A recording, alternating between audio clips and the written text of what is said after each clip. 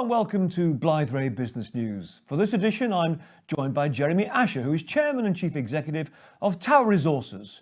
Tower Resources is an oil and gas company focused on Africa, listed in London on the AIM market with a market capitalisation of around £4.5 million sterling. Jeremy, you've recently released an update on Tower's activities within Cameroon with respect to the Tali production sharing contract. Please give us a very quick overview on what's happening there. Well, the Tali production sharing contract is a core asset for Tower, and our objective is to reach first oil as soon as we can. But the first step to getting there is the crucial appraisal well in Tranche 3, which we plan to drill in the coming months. And that well is both an appraisal well and will be the first of 4 intended initial production wells. The reason for the update is firstly because we just reaching the end of the current initial exploration period, and we needed to let the market know that we're extending that period by a year and that the government is supporting that extension. And also that we've made an update to our internal resource estimates, which we've been discussing with potential partners and wanted to share immediately also with investors. But the more important news in some ways in the announcement is the fact that rig slots are now becoming available. This is something we've been waiting for the best part of a year. So we now have a couple of options, one in the third quarter, one in fourth quarter, to actually get the well spudded, which is very exciting for us. And also that means we've updated our budget and so forth. We've also keep working on the asset level financing that we'd like to put together for the well. So I've also mentioned that in the update, but until we have anything concrete on that, of course, we can't give any more details. Give me a bit more detail, a bit more colour, please, on the kind of discussions you've been having with the rig contractors.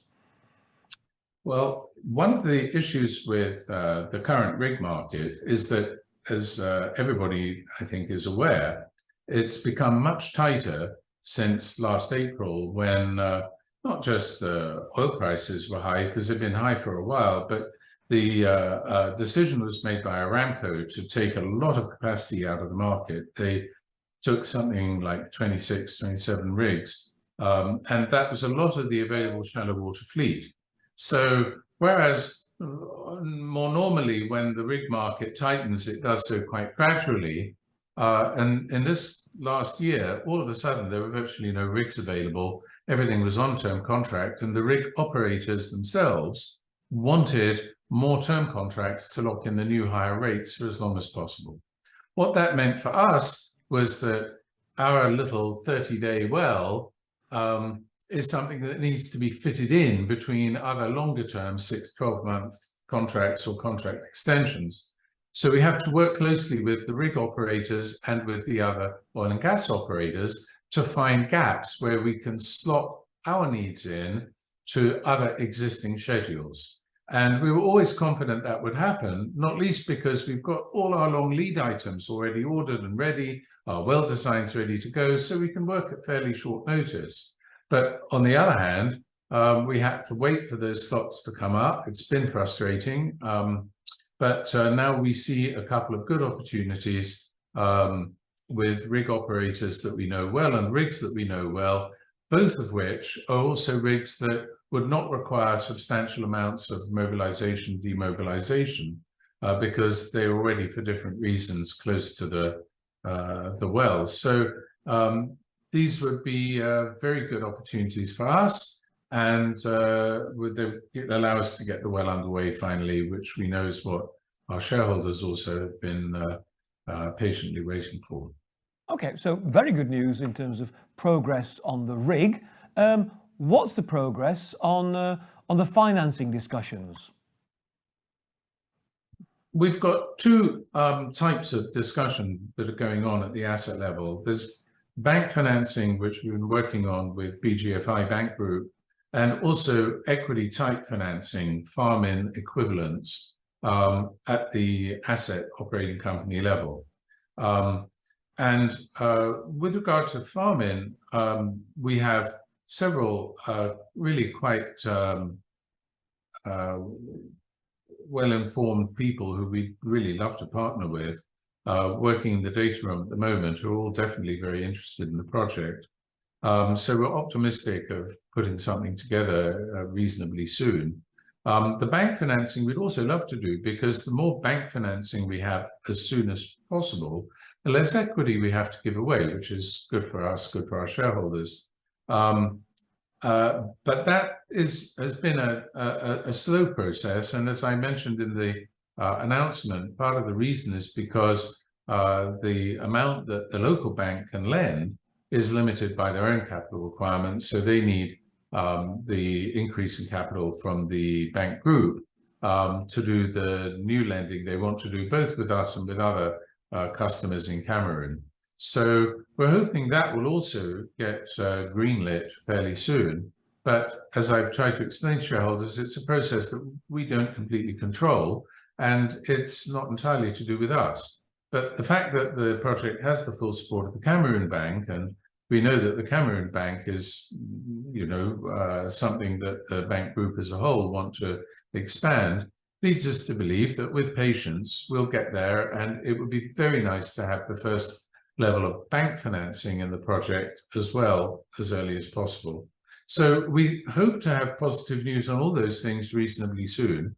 But, we can't, unfortunately, make promises about timing. And that's why we haven't until now commented in much detail on this. It doesn't mean that nothing's happening. In fact, there's quite a lot happening. And that was one of the other reasons why we've been doing more G&G work to support the discussions that we're having with potential partners who are, like ourselves, technically sophisticated operators and really want to see the subsurface picture as clearly as possible. Now, they might be technically sophisticated. I most certainly am not. So I'm on thin ice here, but I understand you've deployed Paradise software in Tower. Could you explain, not least to me, but also to the viewers, what the Paradise software is and why did you do it? Paradise software is being described as an AI-driven attribute analysis. As you know, Tim, I'm myself not a geologist, but I am a mathematician. So what I can tell you is that when it says AI-driven, what it really means is that there are learning algorithms of the same sort that are used in the sort of big data mining in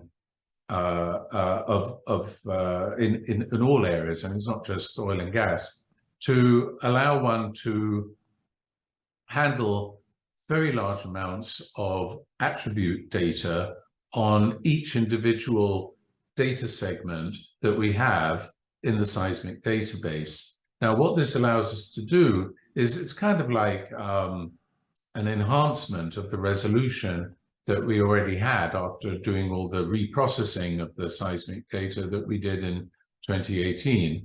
This allows us to take a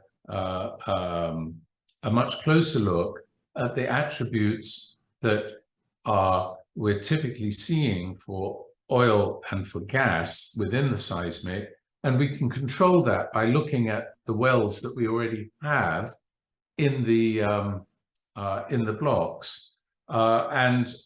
This is important for two reasons. The first is that we want to try to make sure that the well that we drill when we drill in John G3 is intersecting the reservoir at the right point, not just to tell us what we want to know about the reservoir thickness and so forth, but also with a view to it being the best possible producer when we put this well and the next 3 wells into production.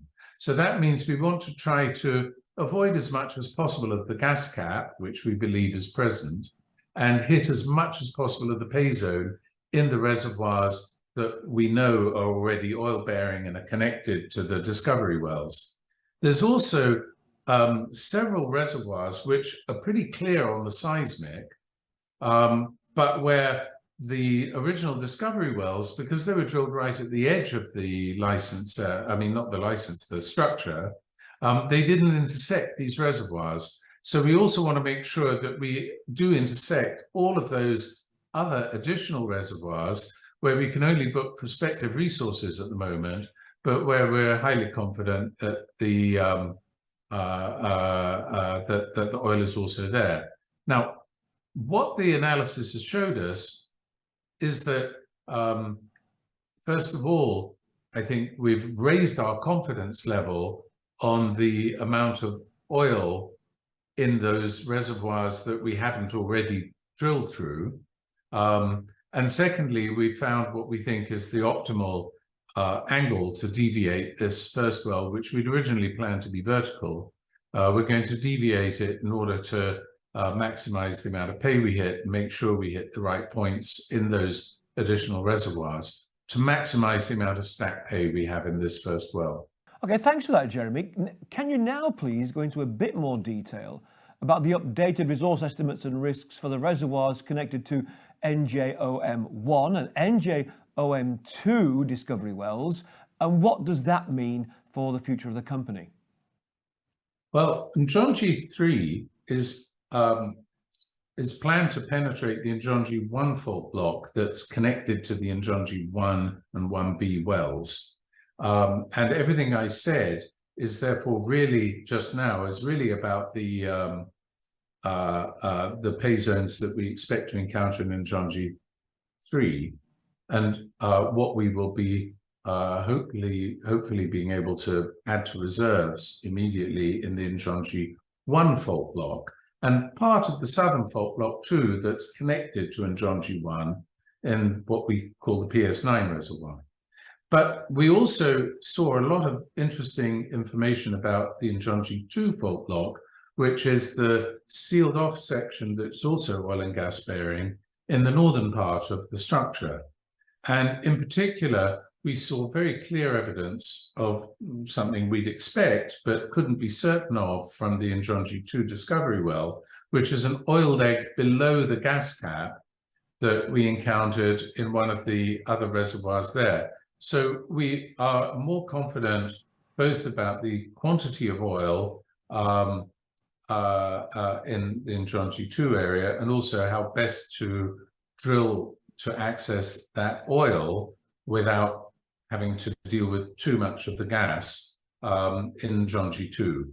Now, we still think that there's probably only one well to drill in the Njonji-2 fault block, which would be one of the 3 subsequent production wells that we're planning to drill. But we're more confident now as a result about the amount of oil that we could expect to recover from it. We've also increased our recoveries, our expected recoveries in the Njonji-1 and Njonji-1 area, the Njonji-1 fault block, and that's why we've increased our